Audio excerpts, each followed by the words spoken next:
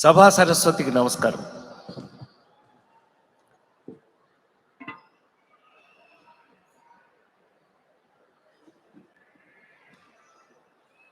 ఏదో హుషారు తగ్గింది, ఎక్కడో డల్ అయ్యారు మీరు.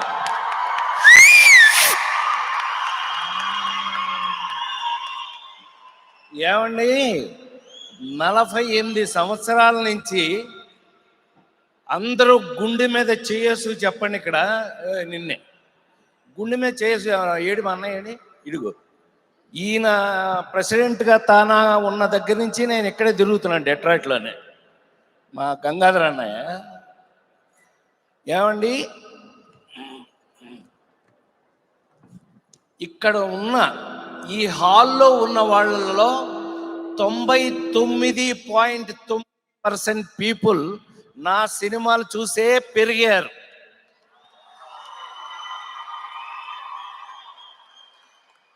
నా సినిమాలు ఇప్పటికీ మీరు చూస్తున్నారు.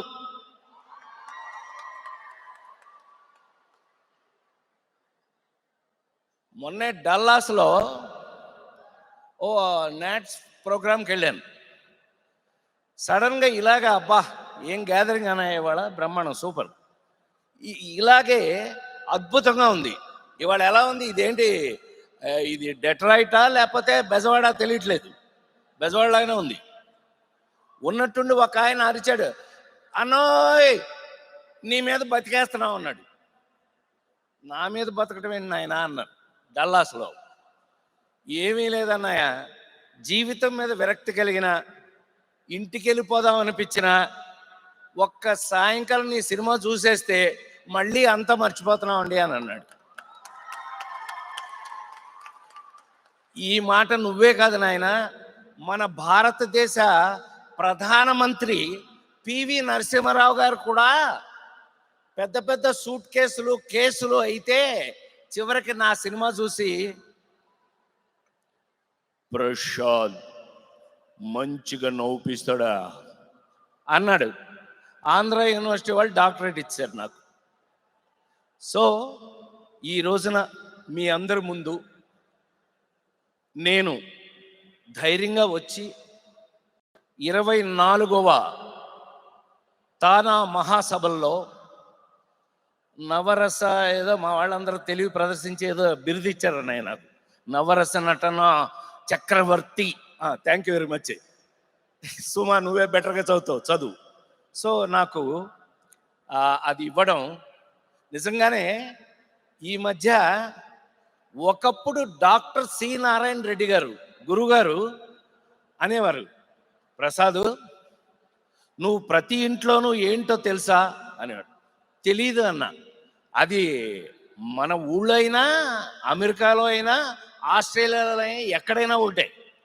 నువ్వేంటో తెలుసా తెలుగు వాళ్ళ ఇళ్లల్లో అన్నాడు. తెలుగువారి ఇళ్లల్లో నేనేమంటది నేనేంటి అన్నా, ఒక మంచం, ఒక కంచం లాగా ఒక రాజేంద్ర ప్రసాద్ సినిమా. ఆ విధంగా ఉపయోగపడటం.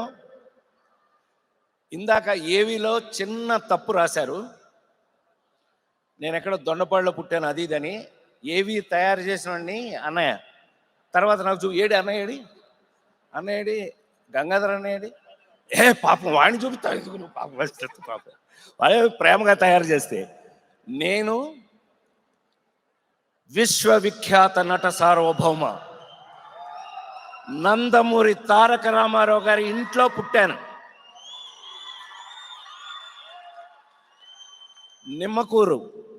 నిమ్మకూరులో రామారావు గారి ఇంట్లో మా నాన్నగారు ఆ ఊర్లో స్కూల్ టీచర్గా వెళ్ళి, ఆ ఇంట్లో మేము 24 సంవత్సరాలు కలిసి ఉన్నాం.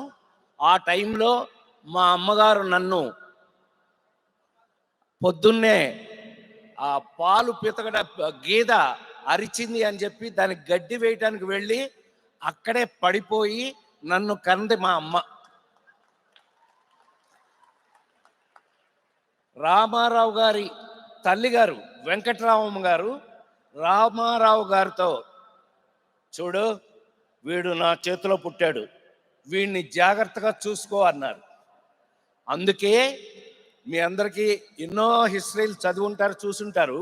రామారావురే చెప్పిన ఆయన నన్ను నటుడు అవ్వాలి అని అంటే it's not easy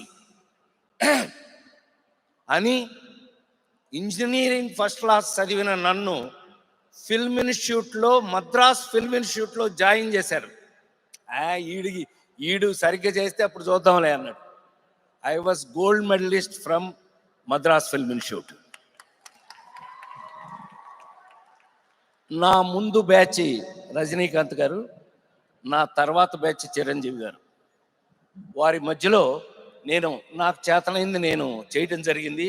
first time NT Ramarao గారు ఆ సర్టిఫికెట్ చూసి, ఆ గోల్డ్ మెడల్ చూసి నన్ను కౌగిలించుకున్నారు రామారావు ఫస్ట్ టైం. ఏం మీరు ఇంత సీరియసా, మీరు ఇంత సీరియస్ అనుకోలేదు అని.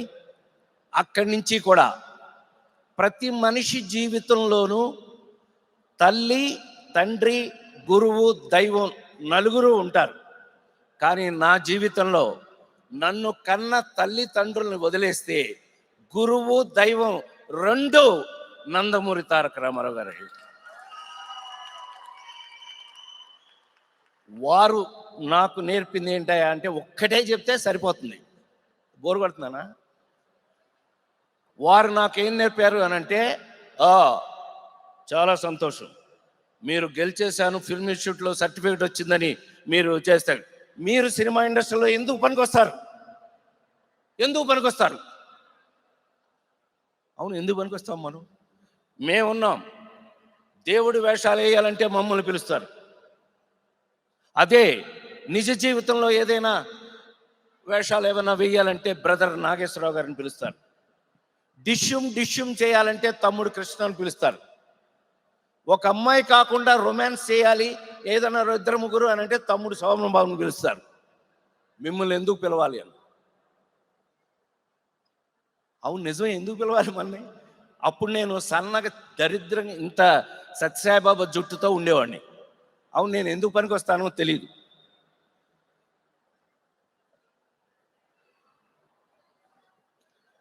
భగవంతుడు ఎప్పుడు కూడా మీ అందరూ ఊరు కాని ఊరిలో, దేశం కాని దేశంలో ఇంత దూరం వచ్చి ఎలాగైతే మీ జీవితాలని ఆనందమయం, మీరు అద్భుతంగా మన వాళ్ళందరినీ ఆనందపరుస్తున్నారో, అలా భగవంతుడు ప్రతి మనిషికి ఒక దోవ చూపిస్తాడు.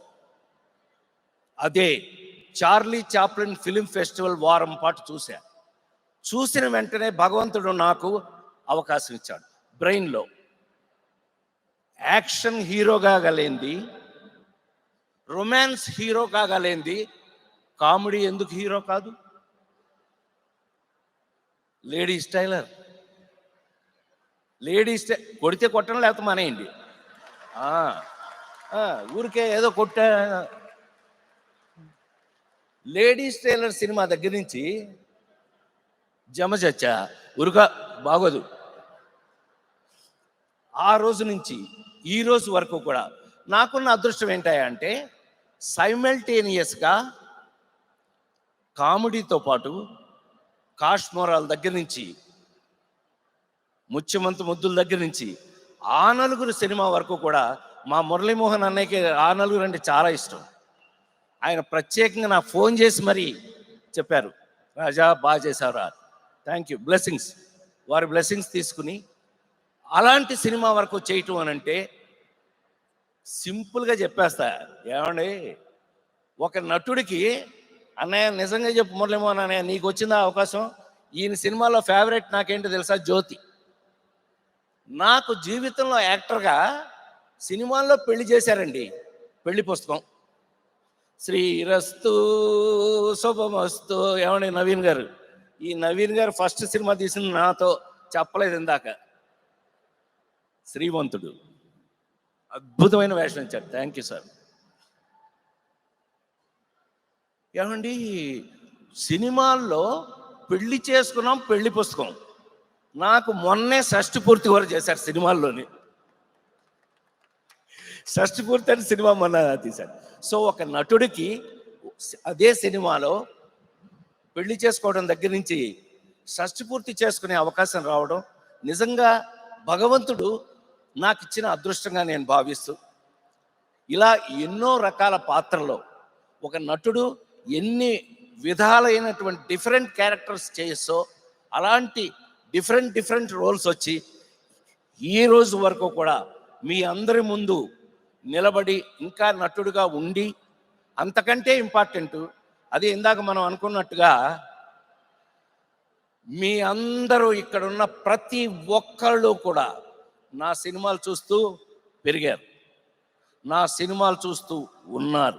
కాబట్టి నాకు అది అదృష్టంగా భావిస్తూ, ఇంకా మీ మీ అందరి బ్లెస్సింగ్స్తో, ఇంకా భగవంతుడు నాకు ఇచ్చిన అవకాశం వరకు నేను మీతో పనిచేస్తూ మీకు ఉపయోగపడే సినిమాలే చేస్తాను అని మరొక్కసారి మనవి చేస్తూ, బికాస్ మీకు ఎవరికైనా స్ట్రెస్ వస్తే ఒక సినిమా రాజేంద్ర ప్రసాద్ సినిమా వేసుకోవచ్చు అనే ధైర్యాన్ని కలగజేసిన నేనొక్కడిని కాదు, నా రచయితలు, నా దర్శకులు, నా నిర్మాతలు అందరూ కూడా అందులో పార్ట్నర్షిప్ ఉంది.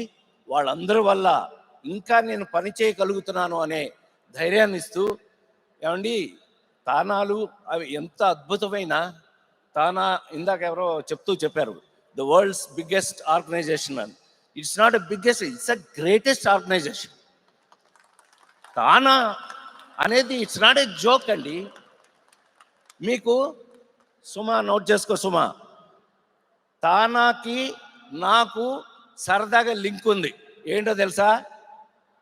తానా మొదలైంది 1977. నేను సినిమాల్లో ఫస్ట్ వచ్చింది 1977 స్నేహంతో. తానా వయసు నా సినిమా వయసు రెండు ఒకటి. ఎలాగుంది? Super matter.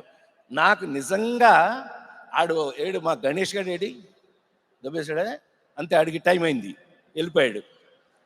కాదండి, భోంచేసే టైం అయిందండి, వెంటనే మీరు అలా అనుకుంటే ఎలాగా? వాడికి టైం అయింది వెళ్ళాడు. నేననేది నిజంగా అది అదృష్టంగా భావిస్తూ, ఇంకా ఎన్నో అద్భుతమైన తానా అంటే చిన్న విషయం కాదు. అందుకే మమ్మల్ని ఎవరైనా పిలిచారు అని అంటే పరిగెట్టుకుంటూ వస్తాము అనేది ఒక మాట అయితే, నిజంగా దానికి ఉన్న వాల్యూని మీలాగే మీ వల్లే ఇంకా పెరిగి మనిషి హ్యూమానిటీ అంటే పక్కవాడికి సహాయం చేయటం. ఇప్పుడు నాకు కూడా మీరు ఇంత గౌరవం ఎందుకు ఇస్తున్నారు? పక్కవాడని నవ్వించటం, కనీసం హ్యాపీ చేయటం. అది ఆ నలుగురు కూడా ఏడిపించారండి. ఆ నలుగురు మనం ఒక్కొక్కసారి హాయిగా ఏడ్చుకోవటం కూడా చాలా గొప్ప విషయం అని మనవి చేస్తూ, ఇలాంటి అద్భుతమైన అవకాశాన్ని ఇచ్చి నాకు ఇవాళ ఒక బిరుదిచ్చి నన్ను ఇంత మంచి సన్మానం చేసినందుకు, నన్ను గుర్తుపెట్టుకున్నందుకు మా సోదరుడు నాదెల గంగాధర బాయి కానీ, ఇంకా ఇక్కడున్న ఎంతోమంది మా ఉదయ్, వీళ్ళందరూ సరే, మా మా బాబాయ్ అల్లుడు ఓకే చలపతిరావు మాతో నన్ను సొంత బిడ్డలా చూసేవారు. సో నేను ఇప్పుడు వెంటనే వెళ్ళి ఇదిగో ఇతనితో యాక్ట్ చేయాలి. నాకున్న అదృష్టం ఏంటంటే, ఇంకా ముగిస్తా, నాకున్న అదృష్టం ఏంటంటే 5 జనరేషన్స్తో పనిచేశాను ఉమా. నేను 5 జనరేషన్స్. మొదటి జనరేషన్ రామారావు నాగేశ్వరరావు, రెండో జనరేషన్ కృష్ణన్నయ్య, శోభన్ బాబు గారు, మురళీమోహన్ అన్నయ్య, వీళ్ళు. తర్వాత జనరేషన్ చిరంజీవి, నేను ఒక జనరేషన్. ఆ తర్వాత జనరేషన్ మహేష్ బాబు, జూనియర్ ఎన్టీఆర్, అల్లు అర్జున్, బన్నీ, వాళ్ళు. ఆ తర్వాత ఇప్పుడు వీళ్ళు. ఇప్పుడు ఈ బ్యాచ్, వీళ్ళు 5వ బ్యాచ్. స్వయంభూ అని జరుగుతుంది. స్వయంభూ అనే సినిమా నిఖిల్ హీరోగా చేస్తున్న సినిమాలో నాకు ఒక అద్భుతమైన అంటే నేనే చేయవలసింది. మీరు కల్కి సినిమా చూసారా? కల్కి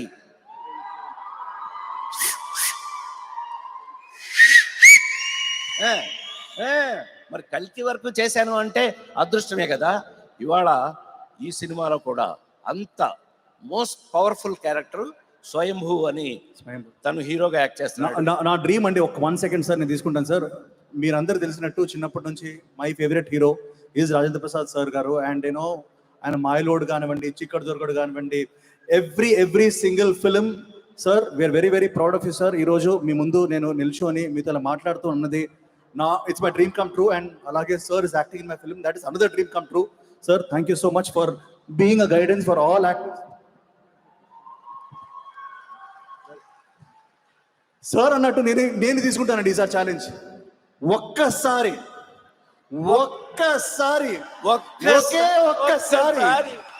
for one of the best actors Indian cinema has seen, Rajendra Prasad గారి కోసం a big round of applause and a big standing ovation sir.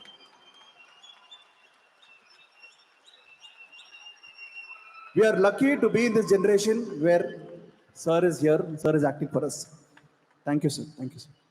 Sir, me response. Thank you dear, so nice of you. So ఈ విధంగా మీరు నాకు మర్యాద ఇచ్చినందుకు. ఇప్పుడు ఫైనల్గా క్లోజింగ్ ఏంటో తెలుసా సుమా? ఏమండి, అందరూ యాక్టర్స్కి ఫ్యాన్స్ ఉంటారు, నాకు ఫ్యాన్స్ లేరు, అందరూ ఫ్యామిలీ మెంబర్సే. మీరెవ్వరూ నాకు ఫ్యాన్స్ కాదు, ఫ్యామిలీ మెంబర్స్. అలా ఫీల్ అవుతూ మరొకసారి ఇవాళ ఇండస్ట్రీలో మీ దగ్గర కానీ, ఇవాళ ఉన్న లేటెస్ట్ హీరోస్ దగ్గర కానీ నేను ఎక్స్పెక్ట్ చేసేది ఆ ఒక్క గౌరవం మాత్రమే.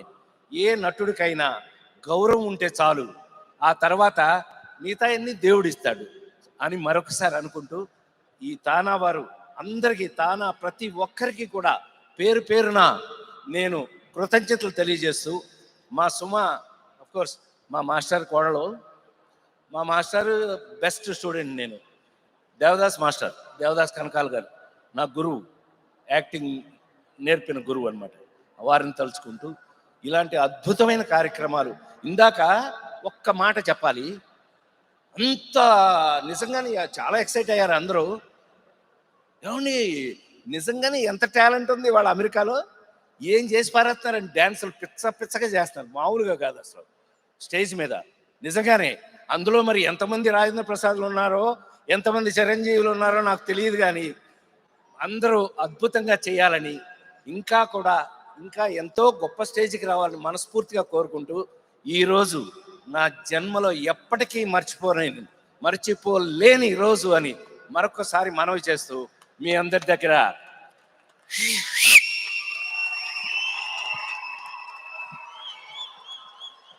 జై హింద్.